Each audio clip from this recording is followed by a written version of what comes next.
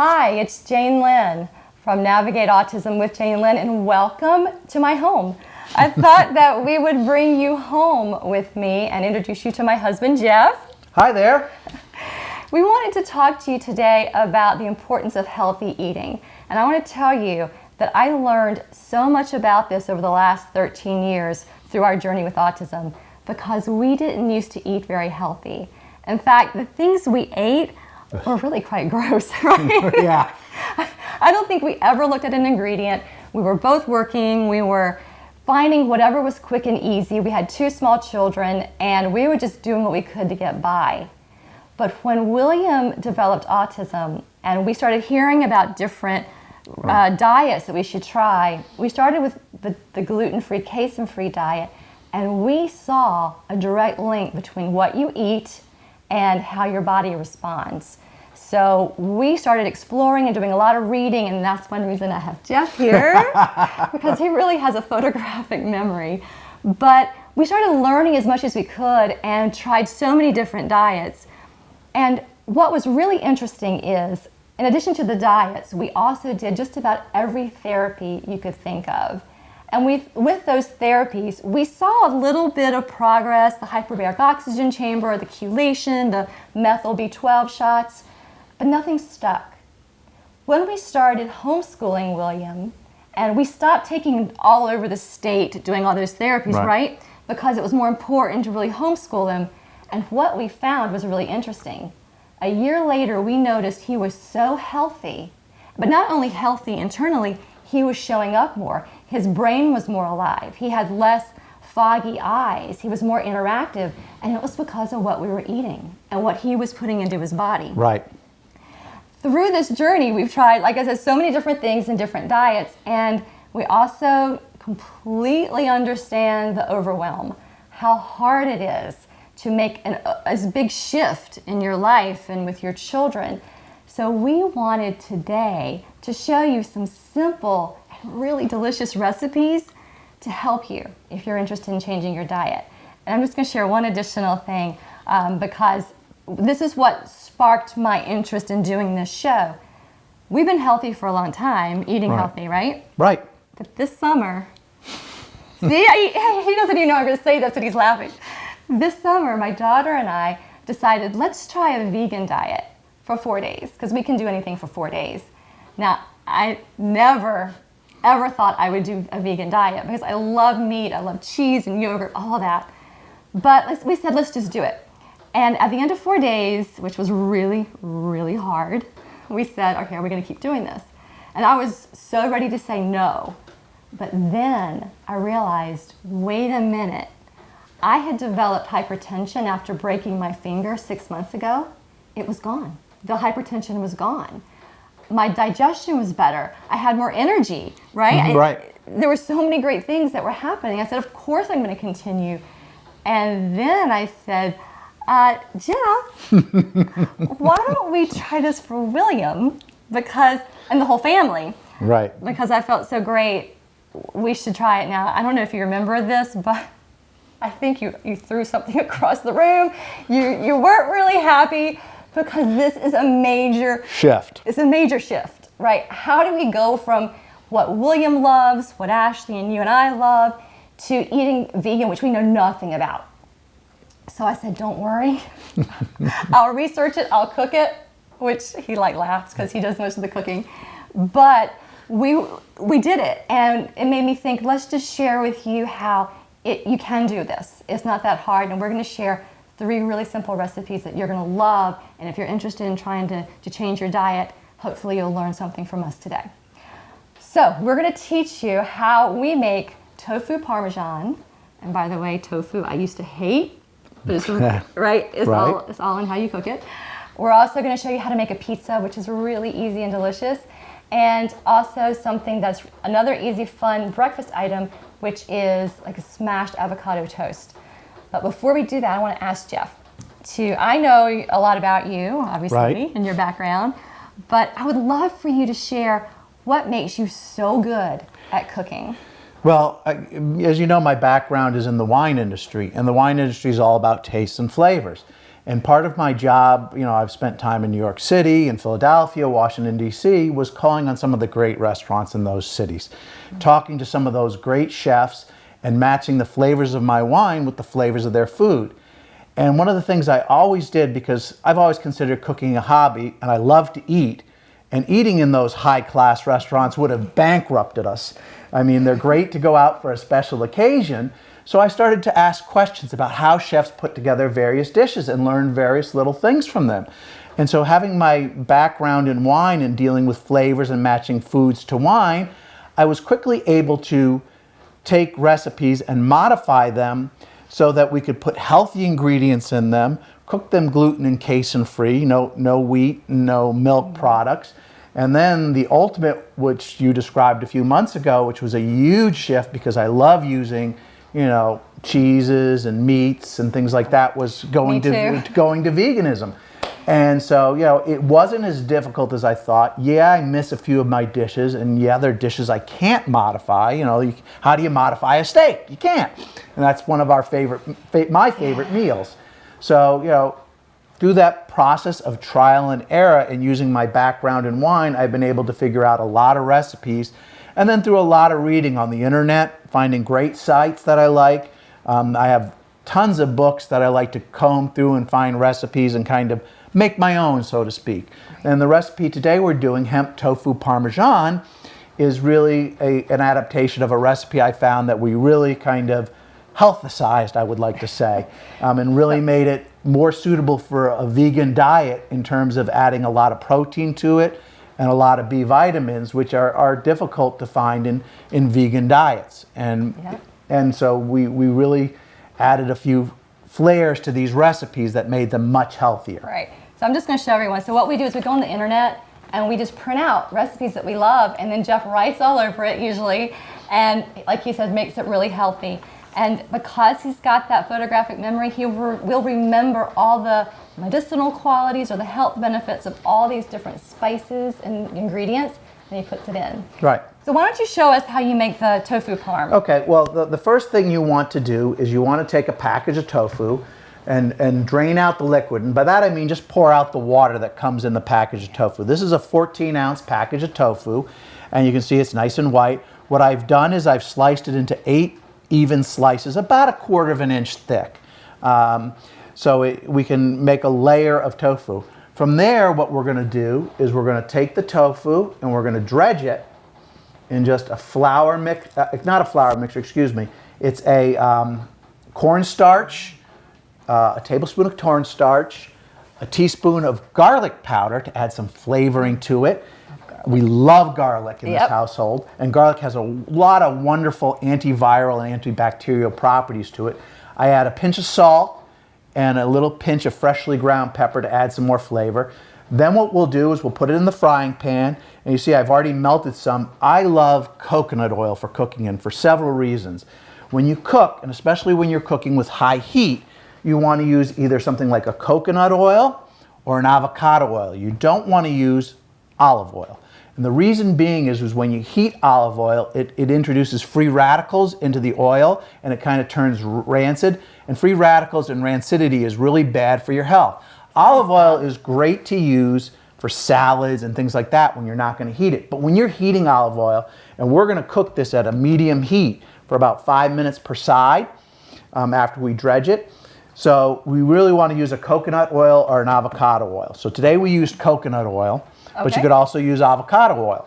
And the thing I love about coconut oil, it itself has a lot of antiviral and antibacterial properties to it that help heal the gut. It has a lot of healthy things in it like omega-3s and 6s. So it's really great. And the same thing with the avocado oil. The avocado oil imparts a little different flavor.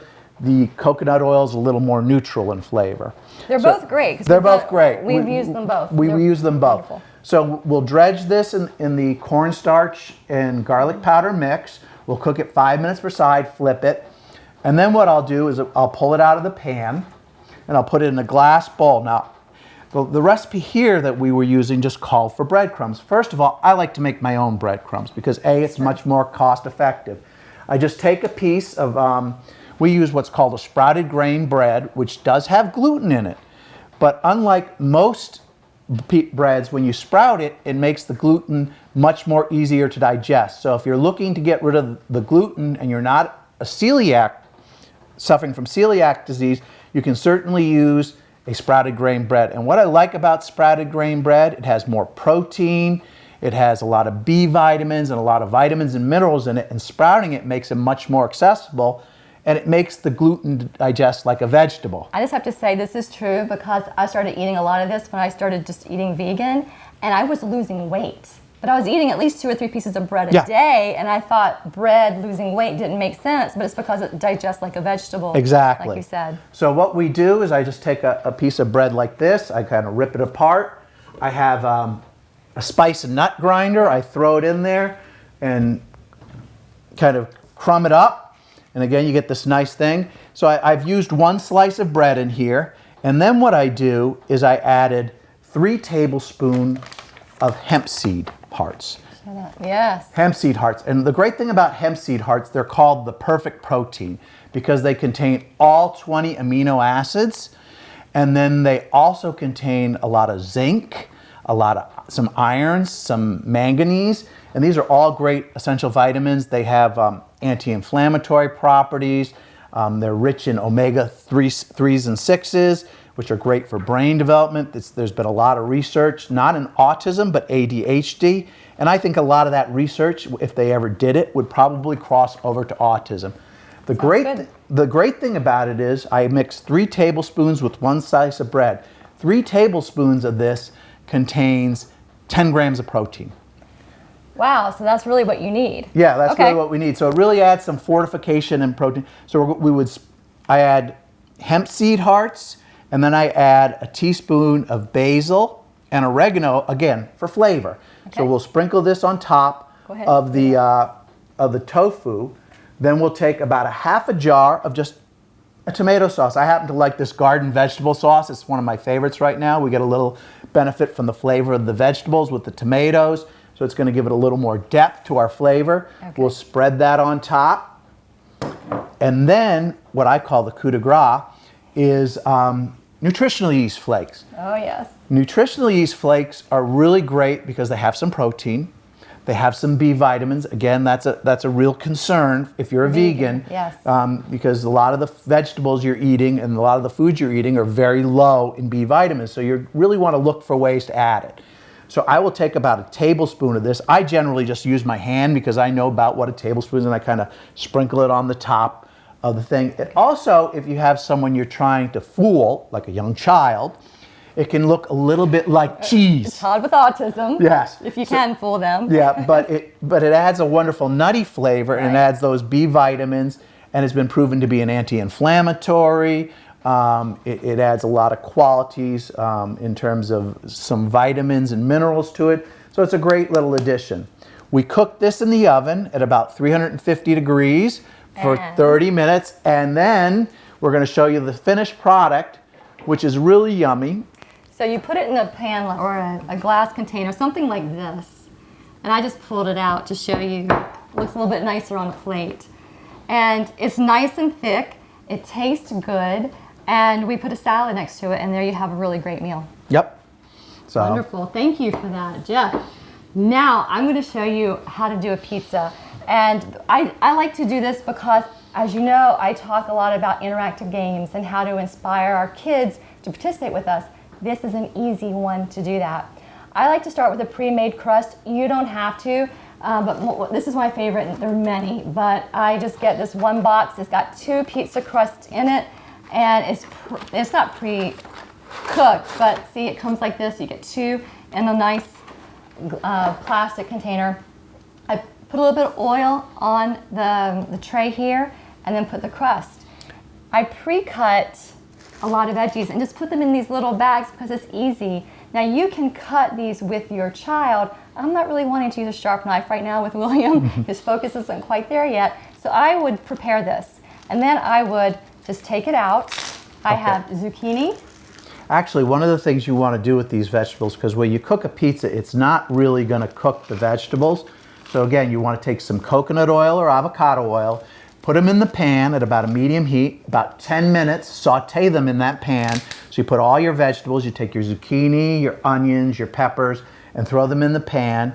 And if you want, add a little garlic towards the end. You don't want to cook garlic too long because you really want to maintain that flavor and that pungency of the garlic, which is so wonderful to me. Exactly. So thank you. You're jumping a little ahead of me, but that's great. I like to, so I'll ask William, open these bags and put them in a bowl like this. And these are some peppers. Actually, I just want to show you these really cool little peppers. And I pre-cut, and then I'll have him toss it after he washes his hands. And then, like Jeff said, go to the stove and put it into a pan with some oil and just cook them for a few minutes so they get nice and soft. And while that's cooking, what we'll do is we'll get some pizza sauce. Again, really easy, and take a spoon and put it on the pizza. These are all things that he loves to do, and it's very easy to do. But what is my special treat for him is he loves to paint. So I get something like this in the kitchen that he can then spread the sauce. I don't know if you can see this very well, but we spread the sauce with something that looks like a paintbrush. Again, this would motivate him to participate and help me cook.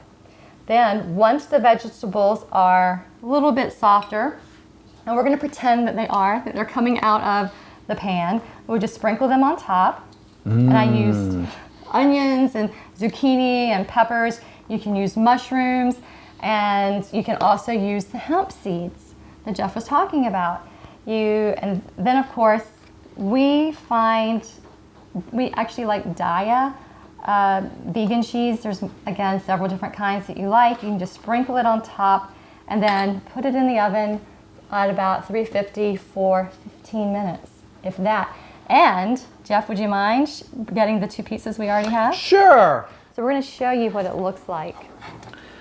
So this is on the left, this is a cheese pizza that we've added some hemp seed and actually some nutritional yeast to. Again, we want to get those B vitamins. It really doesn't impact the taste except in a really yummy way. And here is what I call our garbage veggie pizza, which is mushrooms, zucchini, peppers, and onions. So, and again, we've added hemp seed and nutritional yeast just so we can get that additional nutrition in there for William and the family. So we get that balanced diet of a lot of protein and B vitamins. Make sure we get a good amount of those in our diet. Yes, well, if you don't mind holding that for me. Oh. There's two things that I do at the end for my pizza, and actually everything. I've learned, and you probably know this, but the value of cilantro. And sometimes I cook it, but sometimes I just like it to be fresh because it maintains a lot of the health qualities. But cilantro, and this is Atlantic dulce, which is actually seaweed. And it's been dried in a way that's not hot. It's not heated at all, so that you are able to maintain the enzymes and the qualities. And I usually use about a teaspoon. And the reason I use this is these two, the cilantro and the dulce, they actually help detoxify from heavy metals. And dulce, what I've been reading a lot about, is it attaches itself to mercury and does not let it go until it leaves the body. So we give this to William every night, no matter what we cook. We make sure that he gets this in his diet because we know that mercury is something that actually we all struggle with. I learned a few weeks ago that we pass on mercury from generation to generation. So every single one of us has it in our bodies, and this is one way we can detoxify. And really, this stuff is really great. If you've ever had sushi where they wrap the sushi with the seaweed, it's a similar texture and taste profile. It's a little different in taste than the seaweed you get for sushi, but not much. And it's really a pleasant, neutral taste that, especially, you want to buy the flakes. Let me tell you don't want to buy the long strands because it is tough to make it into flakes again. But if you can't find it, you can only rip it up. Your handy dandy spice grinder is awesome for that. Yeah, I was just going to put this down for you so you can talk. But absolutely, and one final thing is, because we found this out, if you make this wet, so if you put this in oil and garlic or something and let it sit, you don't have to cook it, it actually reduces the saltiness and it tastes better. Right. So what I like to do with this is I'll take some avocado or coconut oil, add a little garlic, and I saute just the olive oil and the garlic, and then I turn it off, wait a few minutes, and I put the dulce in and I stir it up. So we don't heat the dulce much. We just barely warm it, but it'll take on the flavors of that garlic, and it really gives it a nice, smooth, really interesting texture to it. And a lot of eating is texture. So you want to make sure you've got great textures. That is true. All right, so we have time for one more thing, and this is actually what I had for breakfast this morning. It's so delicious. I just took a piece of toast, and this is using the sprouted grain bread that we told you about earlier, and you take about a tablespoon of hummus. Hummus is made from chickpeas and some oil and some spices. It's very healthy protein. And then you take half an avocado, which again gives you all of your good fats that we need during the day. And you just spread it on like this, and it's very tasty. Now some people might actually put some chopped tomatoes on there, but I just had this and it was really delicious, and it filled me up. I didn't need to eat a snack middle of the morning like I sometimes do. All of these recipes, as you can see, at least I hope you can see, they're very easy to do. And we're actually creating something like a cookbook for you because we knew how hard it was for us, as you've heard us say, to start a new diet without recipes, without a plan. So we've put together a document where it gives you actually a week of what you can eat for breakfast, lunch, and dinner, as well as links to some of our favorite recipes. And we're actually putting together what we're calling a cookbook for you because we know how hard it is to make this big change. And you don't know what recipes to make, what food to have in the house. So we're creating a document that will give you a meal plan for a week. So you will know ideas of what you can make for breakfast, lunch, and dinner, and then you'll see some recipes as well as links to these recipes because they're not all ours, but we're giving you the links so that you have a quick and easy way to get a handle on these healthy meals if that's something you'd like to do. And I also wanted to let you know that I do consulting with people. If you're interested in making a lifestyle change or just creating a diet plan, I work with people to do that. So you can find out more about that on my website at navigateautism.com and find out more there. So thank you again. You're welcome. It was a lot of fun. This was so much fun. Thank you for coming home with us and for learning about some of these wonderful new recipes. I hope that you'll find them helpful. And I'm also just excited to share with you that next time we are going to get a chance to revisit with Heidi Rome. She was my guest on my last episode. You heard her talk about her son who is a teenager and in her words was violent towards himself and others. She and her husband had to make a really tough decision because they couldn't handle it. And they decided to send him to a school in another state. Now that really tore them up inside. So she's going to share a little bit about that journey with you and how he's doing, as well as how she's taking that strength and clarity to help other mothers along their journey. But what's kind of special is we're going to let her share with you a message that her son gave to her before he left. He communicated this through a communication device, and it's a message of hope. And it talks about how he's ready and knows that this is the next part of his journey and that she made the right decision. And I'm getting chills just talking about it, so I know you will too. So I look forward to seeing you next time on Navigate Autism with Jane Lynn.